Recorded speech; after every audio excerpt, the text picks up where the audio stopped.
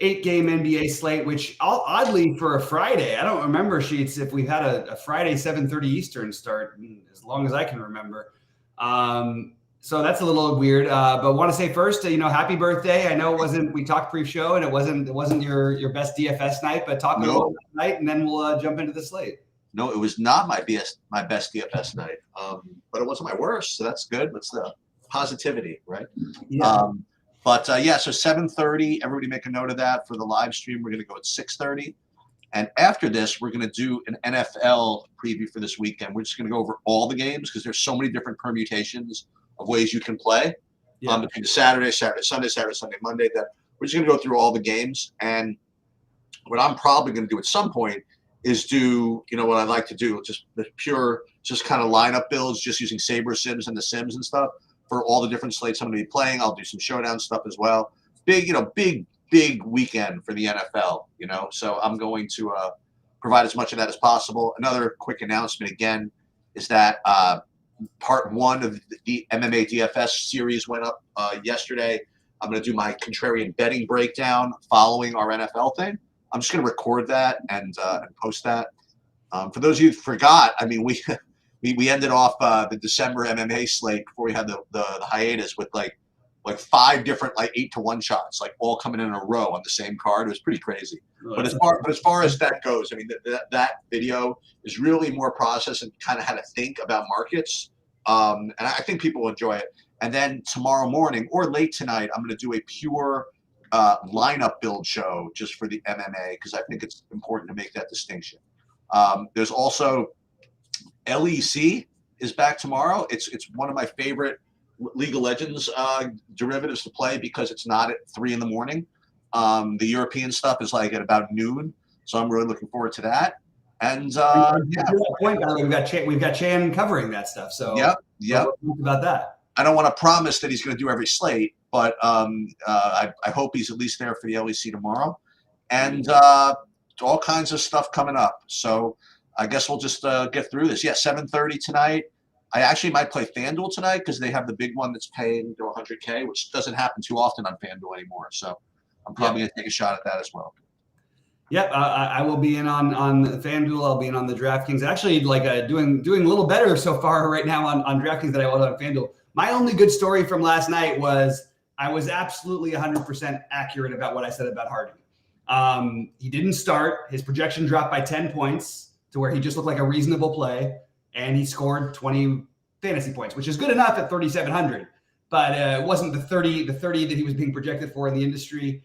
And there wasn't enough to do with it on that slate last night because that would have been a place I could have gotten a little sharp with for a guy who was 95% owned and definitely did not need to be played. Anyway, we can move on to today. And let's talk about the first one. First one up so it's going to be different, interesting though, Sheets, because you're looking at the DraftKings one. I'm looking at the SaberSim one. So we're gonna have to try and figure this one out. That's cool. Just tell me which game. Houston, Detroit.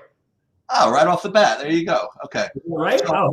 Miracle. Beautiful, right? No. Not miracle. I'm not. It's not on my list in the right order, but it's right on my list as far as top plays. So let's go. Yeah. So right now is as far as my sheets go, my 2 of the top 5 point per dollar plays are coming from this game right away, and that would be Sengun at 8,400. And also Jalen Green at 6K. There's always blowout risk against Detroit, but you know what? It's on the road, so maybe this line's only what is it, 6 or something? Is that possible? I've got it right now at, I don't have the right date on that thing. What is it at? Sorry.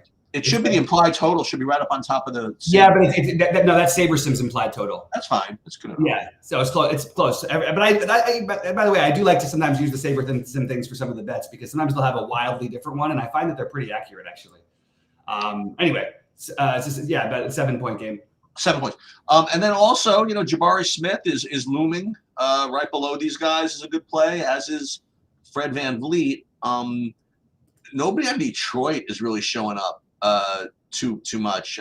Duran and Hayes would be my top guys, but I'm probably just going to be going with the Houstons, and it's kind of annoying because for those guys to smash, you probably would expect somebody from Detroit to get there. But listen, you want a good advertisement for not worrying all too much about blowout risk is you look at the results from the OKC game last night.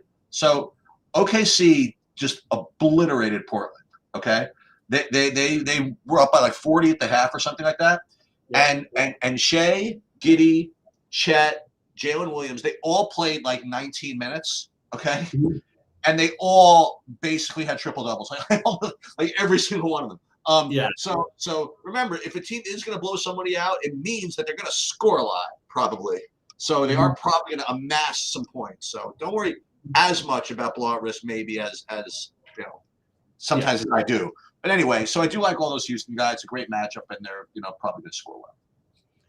Yeah, I'm trying to figure this one out because like on this big I think Jalen Green is fine. There is absolutely 0% chance I'm playing him at chalk. Like I don't see any reason, like because we have some wings that are low usage out of the game, we are expecting Jalen Green to have a bigger game.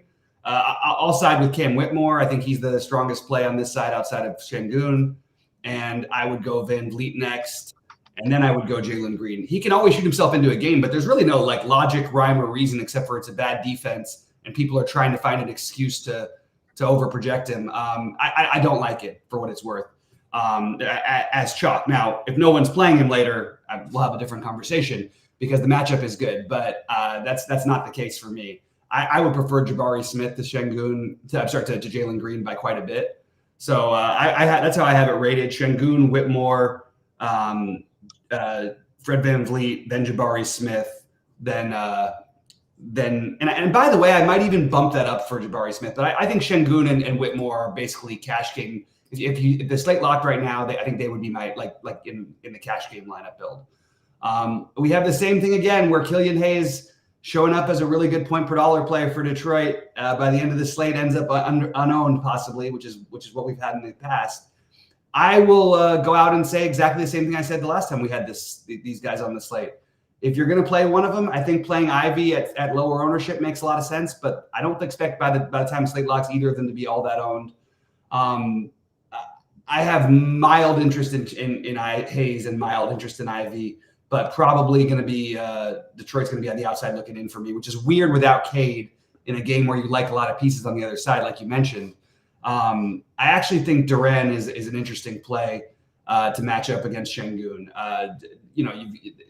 Duran is an awesome rebounder. It actually does like worry me a tiny bit for Şengün tonight, but I think it's just too easy a smash play for him. So really, I'm still up in the air on Detroit, but I do think Whitmore, Şengün, and potentially a third Houston, whether it be Van Vliet, Smith, or Jalen Green. I think that makes a lot of sense today. I think this is a really good spot to attack on the Houston side. I think you want two Houstons as of right now, where I'm at.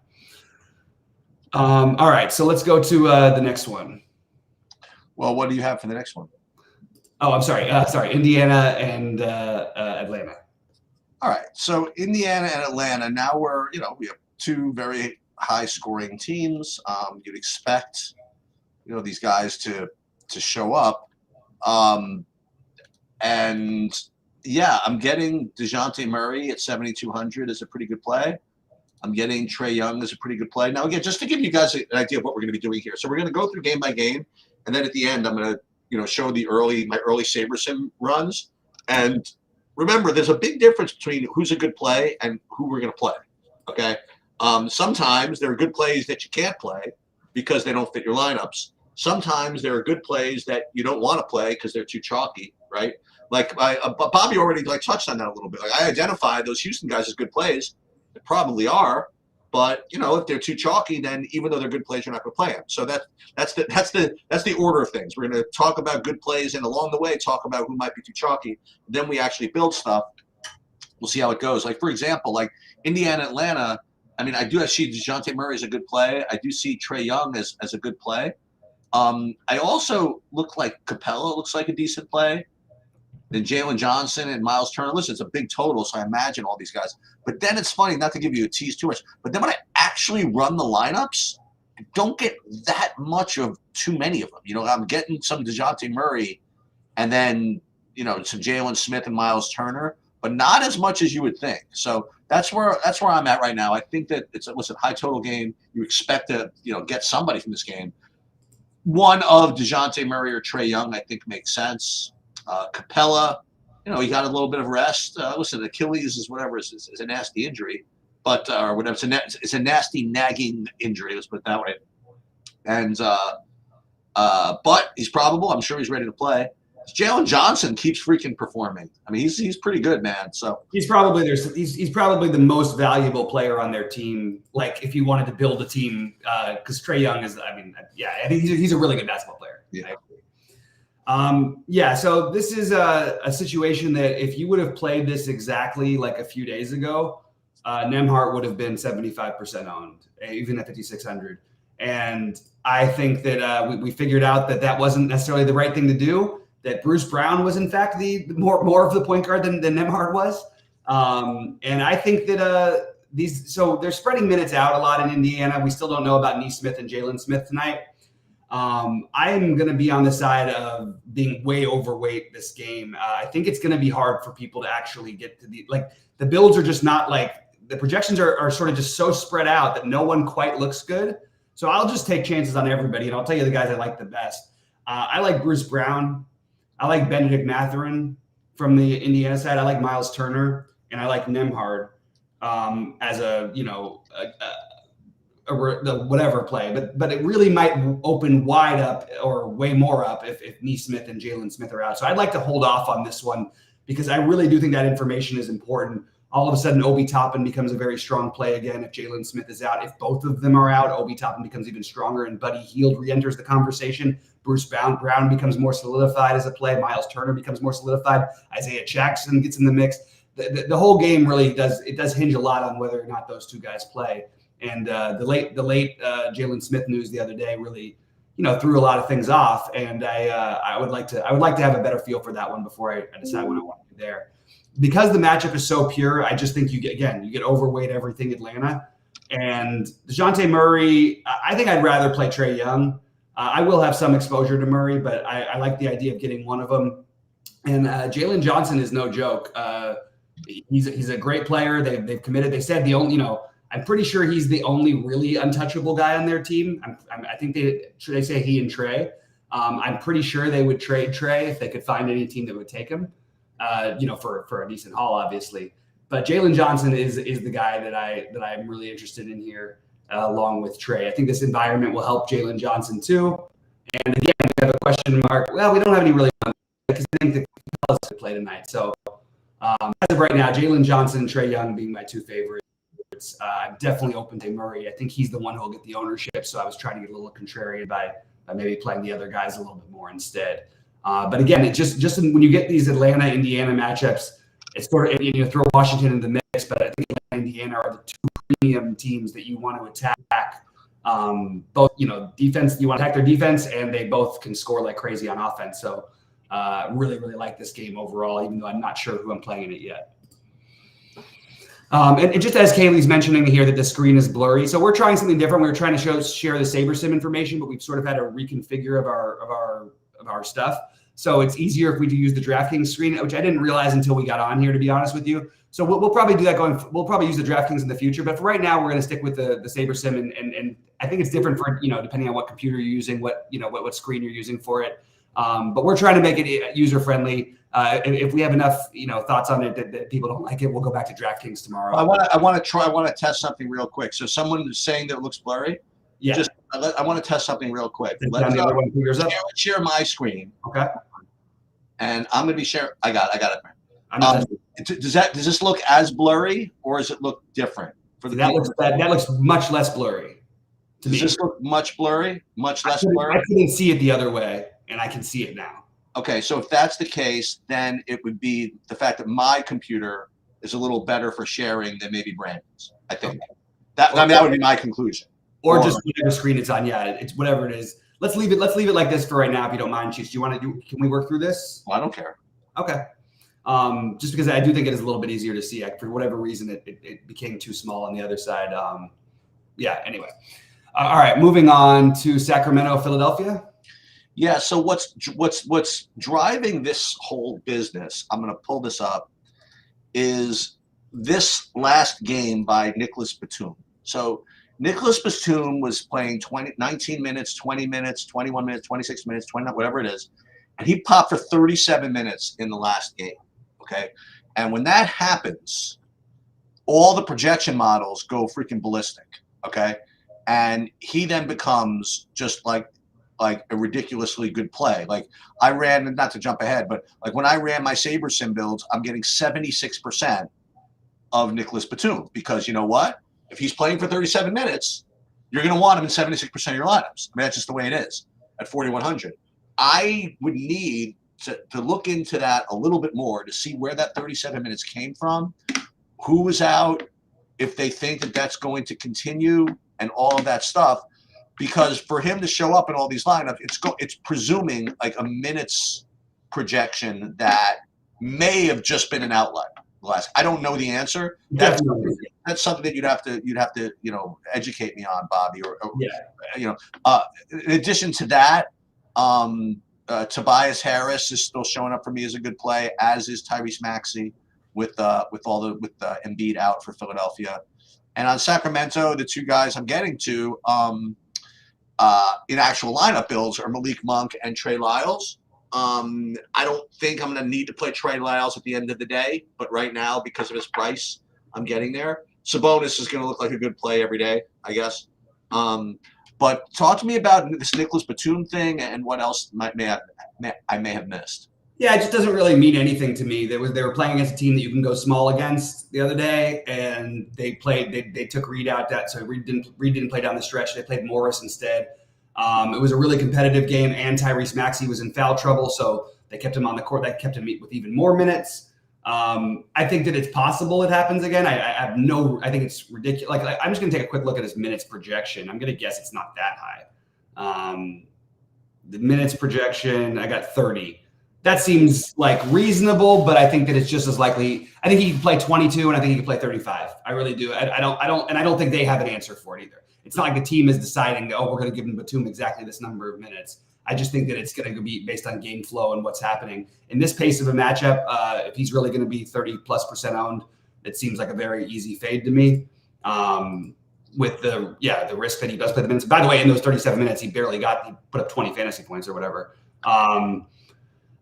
For me, I wish I liked more on Sacramento. I like Trey Lyles. Always fine with taking shots on any of the other guys, but again, they're shots. We'll see if Kevin Huerter is available later today. I cashed deep in one of the FanDuel ones the other day with Kevin Huerter with a 0 in it. That was kind of annoying because he got hurt in the last game. So if Huerter's out, that definitely opens up more Malik Monk and probably solidifies just a little bit more of the starters. Actually, I don't even know if that's true because Malik Monk gets the minutes. I think Keegan Murray and Malik Monk get the boost if Huerter's out.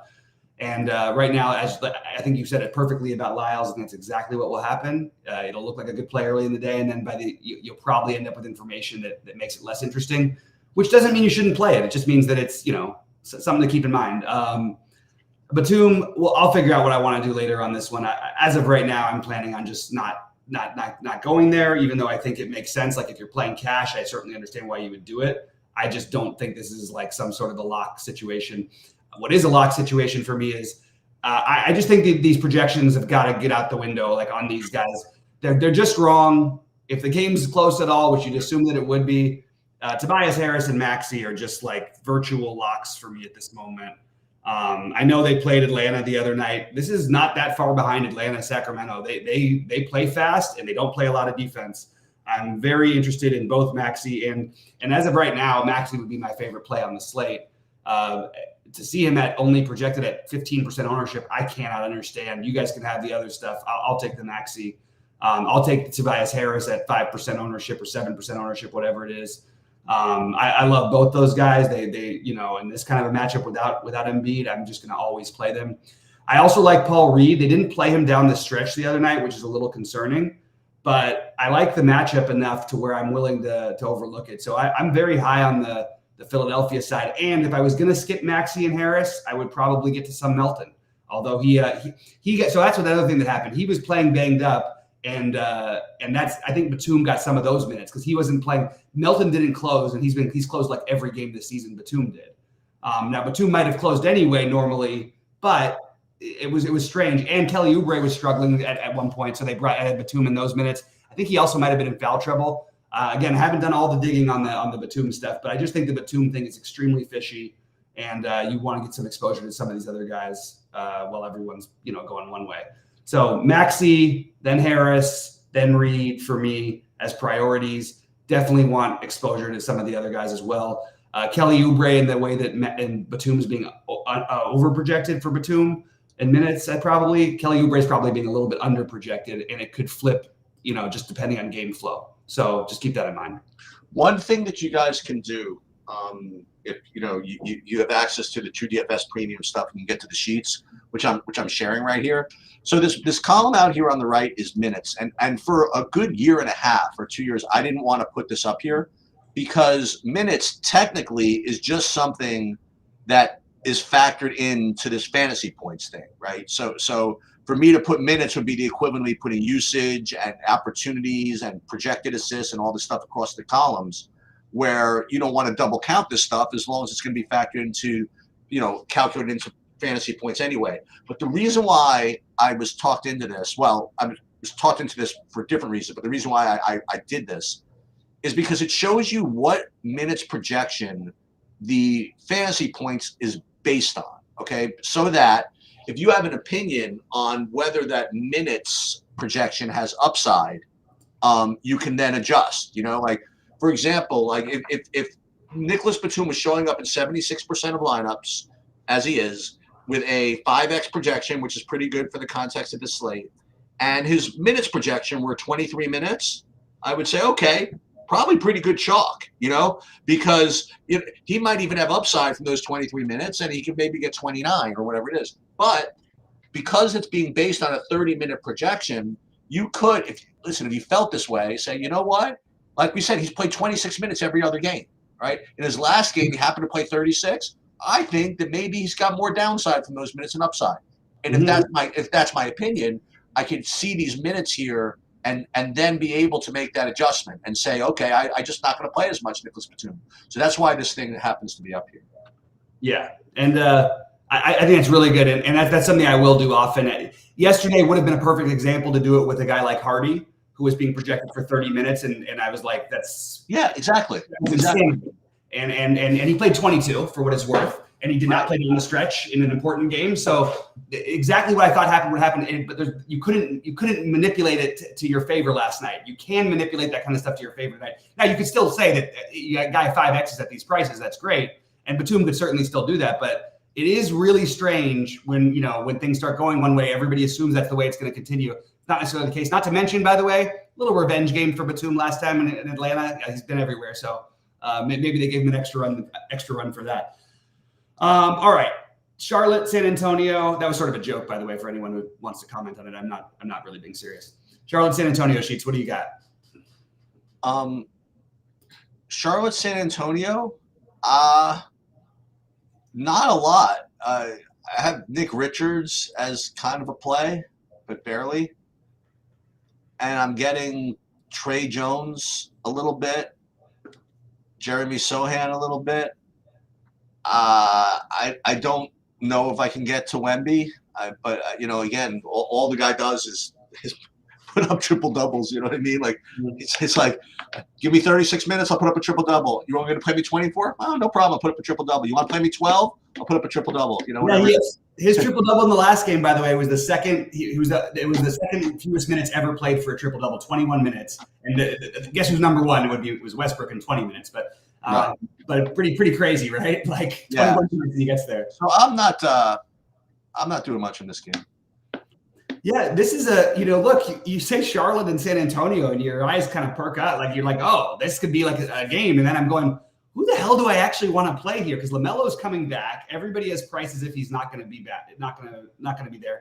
We still have Cody Martin projected to be in if he's questionable. If he's out, I still don't know if there's anything I can do. So I'm probably just going to have to be off the Charlotte side. One thing you could do is I do think Nick Richards is completely reasonable as a center option. I mentioned the Reed thing, and I'm going to have those guys in that same category again. Reed, Richards, and just sort of like, okay, 5,700 guys that I think have a good chance at getting me 30. Nick Richards actually projects really well, but it's not going to be very popular tonight because we all want to play Şengün and some of the other guys. So I'll throw out Nick Richards' name. And on the San Antonio side, the best play I think would probably be Vassell and Wemby. And I don't think I'm probably going to play them. So I'm sort of with you, but I do think that like you could, if you felt like you had a chalky build, you have some good plays that even project really well that people won't get to. And that would be Vassell and Richards in this game. That if you just felt like your lineup was a little bit chalky, maybe play those guys instead of some of the other stuff that you have, because I don't think there's a huge gap between them and the other players in their price range that are getting more ownership. So Kaylee, I want to address Kaylee Sunshine's comment about, he says, I thought Caruso being high owned was strange, but if he's still getting 30 minutes, it makes sense. It's not even so much the 30 minutes. So the construct of 2023-24 NBA DFS on DraftKings is such that there's very, very tight pricing. So there's very, very little value, at least for the majority of the day.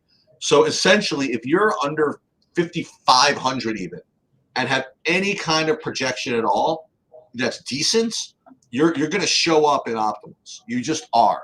And like it used to be last year that you had to show up, you really needed like 6x or even 5.5. But now it's just not like that. Like you scroll down here, even you're seeing Cam Whitmore 20% owned. Even Kevon Looney down here, 17% projected ownership. And it's not because they look like great plays. It's because remember, this is not a plays sport. You have to build a lineup of players. And if you want to get to anybody decent, you just have to eat some bad, cheapos. And bad is just a relative term. So you have like a Caruso who, I mean, what the hell? Only 24 fantasy points, 5x, whatever it is, big deal. But look, when you need anything under 5,500 or under 5K, especially to make lineups work, they're just going to show up as high owned players. So hopefully, but it's possible that as the day develops, things happen. But look at all these guys. We'll get to some of these guys, but Caruso,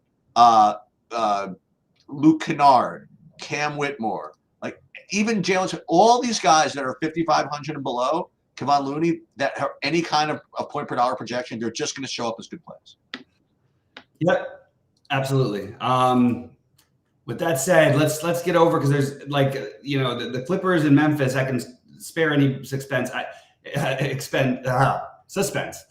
I have zero interest in the Clippers, guys, but I would love for you to say what your projections are telling you with Memphis, because they are going to be incredibly shorthanded tonight.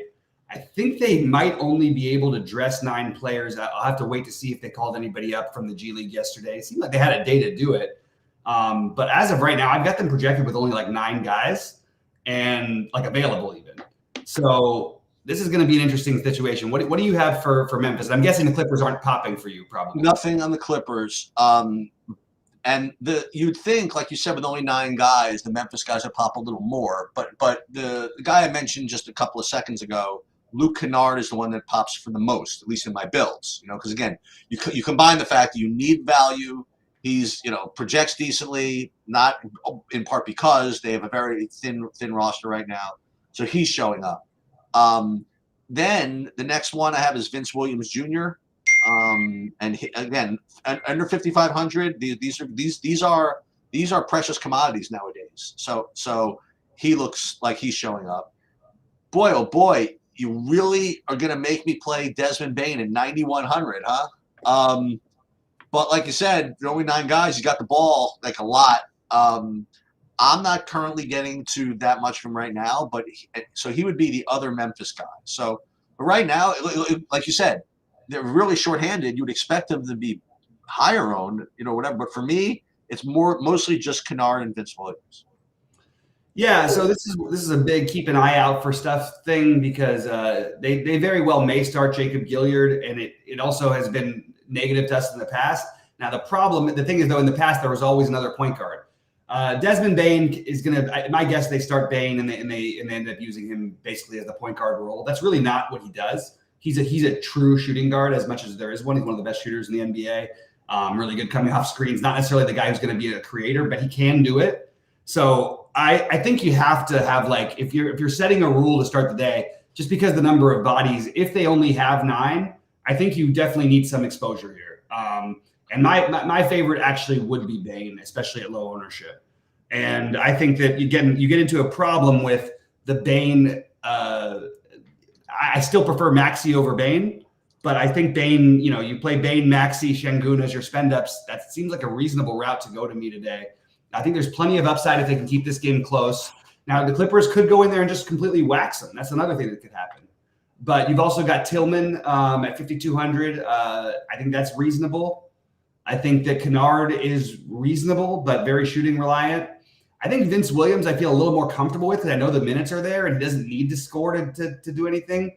And then Zaire Williams. So I have like Memphis as a priority to play at least one, probably two guys from there. I just don't know which ones they're going to be, and it's going to be hard without a starting lineup because even as I say that I'm worried about the Gilliard thing to some extent, I still think if he starts at point guard at 3K, as long as they're not down like 20-0 in 5 minutes, actually even then he'll be back on the court. He gets the blowout run also.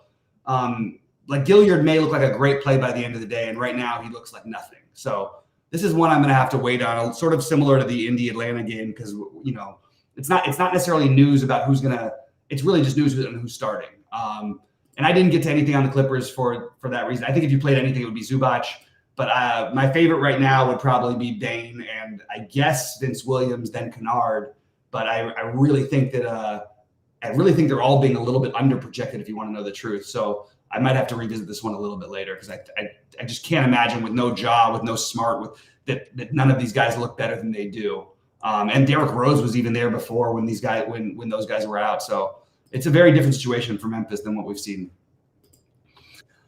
All right. Next up, what do you got?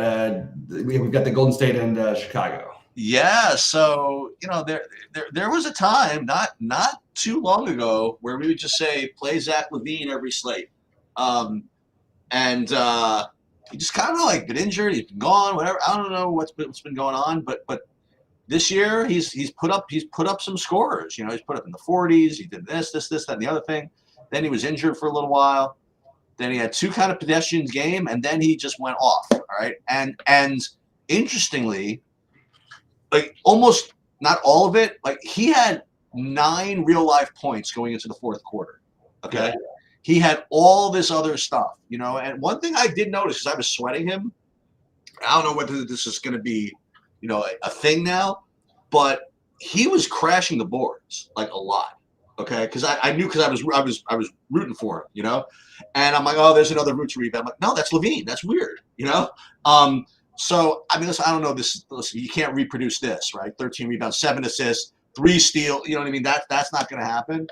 But listen, I have to say that all these guys, Zach LaVine, 7,400. Listen, obviously it's a price bump, and then your man, freaking Kobe White. I mean, all the guy does is freaking smash. Mm-hmm. I mean, you know what I mean? All the guy does is he shoots and he makes stuff, and he also makes assists, and he's getting rebounds too. They're sending all their guards to the glass, apparently, and he just smashes every single game.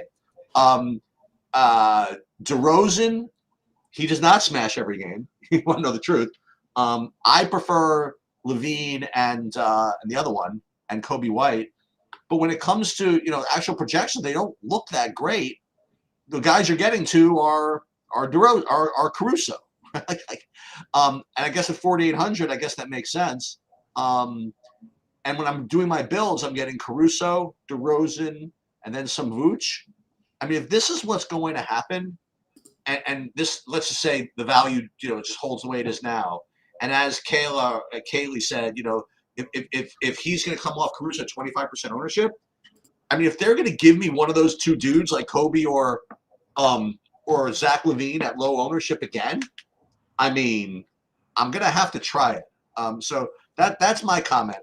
On the Golden State side, I'm not a believer in this Kevon Looney play. Is there anybody on that one? No, I mean, he just happens to show up for me. As a 3,700 5x play. Actually, when I run my builds, I'm not getting to any of them now that I mention it. Yeah, I'm getting like 5 lineups with Kevon Looney, not a big deal. I'm getting 5 lineups with like Brandon Pozinski, whatever it is. But I think that's just lineup filler. But I don't know, and maybe just keep playing those hot guys from Chicago. I don't know. Yeah. So the first thing that people are going to do on the Golden State side is they're going to think about Corey Joseph, and I will just say I think that's a god awful tournament play. I think really, really bad. Corey Joseph, he's projected really well too. Oh, really? Yeah. It's a strange thing because Yes, they're playing in minutes. I think it's a mistake for them to be. They are, short bodies, but like Corey Joseph, even at 3,200, even in like a 20-minute projection for him to be projected for 17 fantasy points on SaberSim, I know that's higher than the other places in the industry. Yeah, that's a ridiculous number. And I'm not doing any of that. I'm not doing that. There's no way. I would be much more inclined to do the Looney thing if I was going to do either, but I'm not going to do that probably either. This is weird because I feel like there should be something to get with Golden State here. I just can't figure out what it is. And I'm getting kind of tired of I haven't done the play myself, but every day, the first thing I go, well, you know what? Maybe today is the day where Curry goes off, I was on it. I was on the last one. That was you last week. Yeah. Yeah. I just not only that, but I was on it when there were 4 incredible point guard plays that could have played instead. No, but that was also a way to get different. Right. It made sense. Right.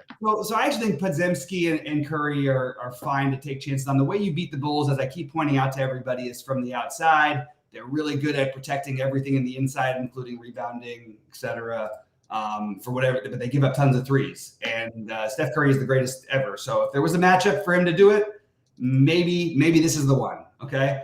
The more interest comes on the Bulls side. I'm completely in line with the Levine thinking. I want to put a little cautionary tale, a caution, a reason why he's not projecting better.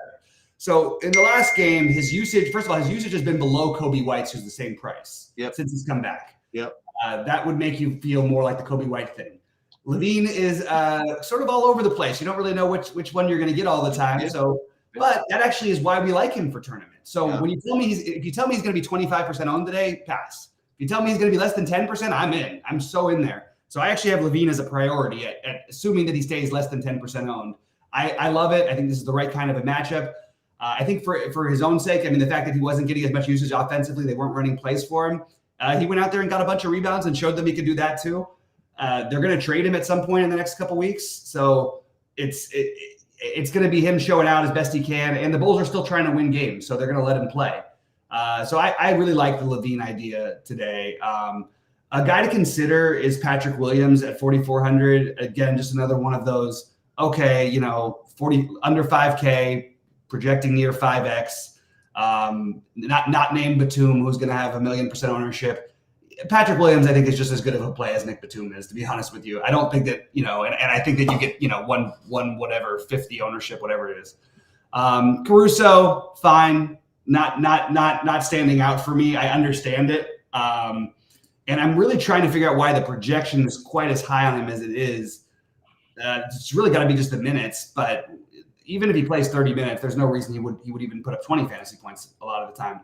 I think he's fine. I think he's a guy to use for value. And what I like about him, as I always say, he's not in the first slate of games. So if there is news that we don't have yet, and things like we had a late thing like Christian Wood last night. Christian Wood was in like 30% of my lineups last night, and he gets announced out 20 minutes before that game starts. There was no question, there was no rumor, there was no anything about Christian Wood. Did you end up having to swap to Cam Reddish?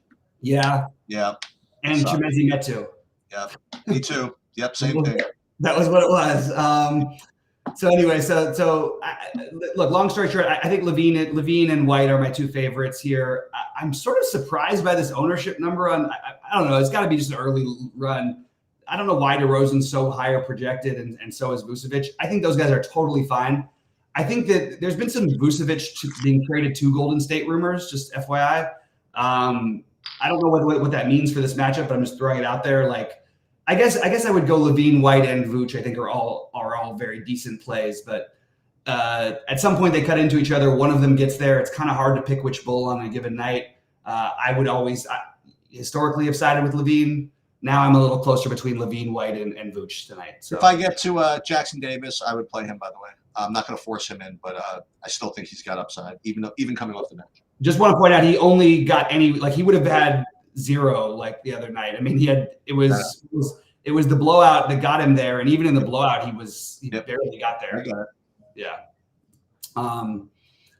But yeah, I don't blame you. All right. So what do we have next here? It is the Orlando Miami. Okay. Another real exciting DFS game. Yeah, it seems like a yawner to me. I would like to say from a basketball perspective, I mean, Banchero is pretty good. Yeah. But as far as DFS tonight, I'm getting. I'd like to say not a single player from this game. No, I'm getting a lineup or two with Tyler Hero, and that's just about it. Yeah, yeah. If I'm not going to talk anyone out of Hero, I always like the guy, without Butler, but he's also questionable, and so is Caleb Martin, who was out recently anyway. So I'm kind of just curious to see whether those guys play. But again, hopefully we'll have it before the 7:30 Eastern lock. I think we might because this game's only at 8 Eastern. Bam is the only person in this game who shows up for me as a potential play. And I think that he can do some work on the guys they try to throw at him on the other side with Carter and Batatse. But I don't especially love it. This game is pretty much a pass for me. I don't like Bam better than I like Şengün. So Ted Lemoyne is coming in saying that Hero is doubtful. Is that official? Because I got him as questionable. So Ted, is that actually officially doubtful? Because I don't have him as officially doubtful. I have him as officially questionable. Let me see what this says. Right now, I have him as questionable, but yeah, we'll just see. Yeah. If he's out, I mean, is that something that's particularly actionable, or I mean, do we want to do something there? Like, who would we use? Like, probably have to do something. Well, depends on also what happens with if he and Caleb Martin are out, then Josh Richardson will look like the best value. Thank you, Ted. He's citing Basketball Monster at 12:30 injury report. Thank you very much. Thanks, Ted. I appreciate that. Yeah. So if he's out, Richardson. I think Josh Richardson, but if he and Martin are out, I think definitely Richardson, because I honestly don't, you look through the lineup and there's just nobody else to bring the ball up, like literally.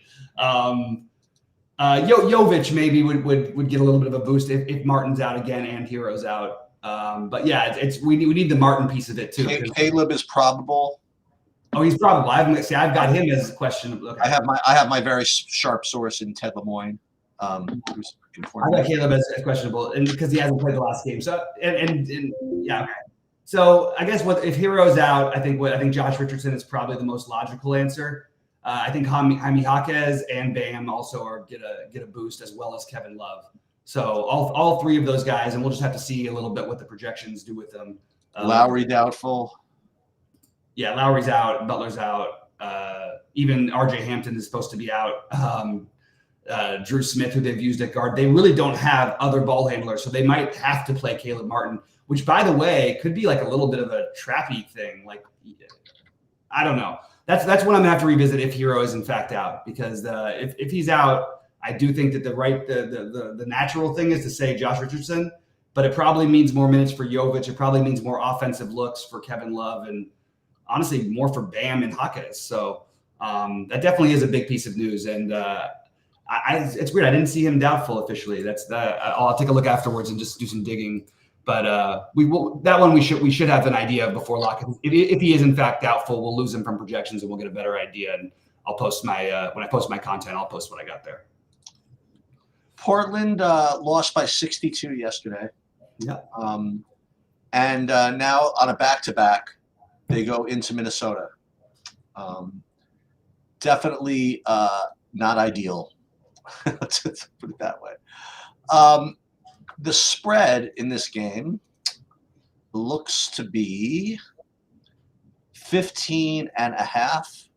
And I'm going to take Portland plus the 15.5. Just for the brand. With respect to DFS though, to me there's just way too much risk that this game lasts 3 quarters to probably play anybody from this game. When it comes to my actual runs, like I guess I'm getting a bunch of cat because he rates to score a bunch of points, right? But they're basing it on full minutes. Edwards looks like a good play as well. And I think people are going to look at yesterday's game and say, it doesn't matter how many minutes these guys play. Look at OKC, all their freaking guys smashed against Portland. I don't care about the blowout. So I don't know. I'll probably end up fading the Minnesota side. And I'll probably end up fading the Portland side as well, and just hope that it doesn't beat me. Yeah, I'm actually surprised that the Portland guys are showing up quite as well as they do. I'm sorry, the Minnesota guys are. I'll just say on the Portland side, I think this is going to be a hard game to keep close. I don't agree. I think you can backdoor cover a lot of ways. But Minnesota, they had a tough loss the other night in Boston. This is a very, very tough place to play with the altitude on a back-to-back. You sure? Yep. Minnesota? Yeah, I'm not kidding. No, you're absolutely. If the spread was 30, or not 30, 25, I wouldn't have been shocked. I really wouldn't have been. But what's going to make it, the reason why it's different is because Brogdon is probable tonight. DeAndre Ayton is questionable, but that So makes he might actually play. He might be coming back. But Shaedon Sharpe is now questionable, and so is Jabari Walker. So I don't even know how to analyze Portland's side of this other than say I'm probably not playing anybody from Portland. I wouldn't mind a tournament dart on the super chalky from last night, Anthony Simons. Why wouldn't we take a gamble there when no one's going to? Yeah, that's fine. That seems like the most logical thing there. On the Minnesota side, we have Gobert questionable. If Gobert is out again, we know the drill. Kyle Anderson, and I will remind everybody that everybody seemed to forget Naz Reid is a real thing when you lose either Towns or Gobert. Yep. So and you can play him. You can play him with Anderson, by the way. Yeah, you certainly can, because the other night they that's what you needed to win.